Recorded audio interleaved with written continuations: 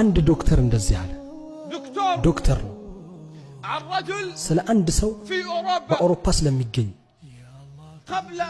ከመሞቱ በፊት ለዚህ ዶክተር ሰጠው የሚስጥር ቁጥሩን የባንክ ሂሳቡን وقال اخرج ما فيه من مال አለው ያለውን ገንዘብ አውጣ على ان تعيد لي حياتي ህይወቴን እንድትመልስልኝ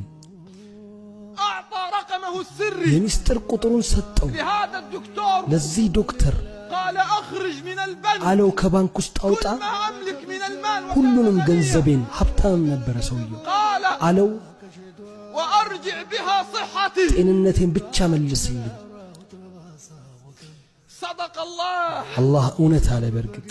يوم لا ينفع مال ولا بنون ንብረትም ልጅም የማይጠቅምበት ቀን يوم لا ينفع مال ولا بنون ንብረትም ልጅም የማይጠቅምበት إلا ቀን من أتى الله بقلب سليم የተስተካከለ ልብን ይዞ አላህ ዘንድ ከመጣው يريد በስተቀር الدكتور أن يخرج مال البنك ለዶክተሩ ባንክ ያለውን ንብረት ሁሉ ሊሰጠው ይፈለገ ليعيد صحته ጤንነቱ እንዲመለስለት وكم اليوم ስንቶቻችን من شبابنا من هم ከወጣቶች ሙሉ ጤነኛ ይሆኑ كم من بيننا ከመካከላችን من الرجال من هم ስንት أصحاب ወንዶች ናቸው ሙሉ ጤነኞች ይሆኑ ولكن المرض ግን በሽታ هو أقصر رسالة አጭር للإنسان መልእክት ነው ለሰው ልጅ يقول له فيها ما أضعفك أيها ምን አይነት الإنسان ደካማ ነህ የሰው ልጅ ሆይ ሚል وبينما በዚህ ሁኔታ مات مصاب አንድ ታማሚ بمرض الكورونا በኮሮና በሽታ ሞተ أرسل الأطباء إلى ዶክተሮች أولاده ወደ ልጆቻቸው መልእክት ላኩ كي يأتوا ليودعوه መጥተው እንዲሰናበቱት حتى ولو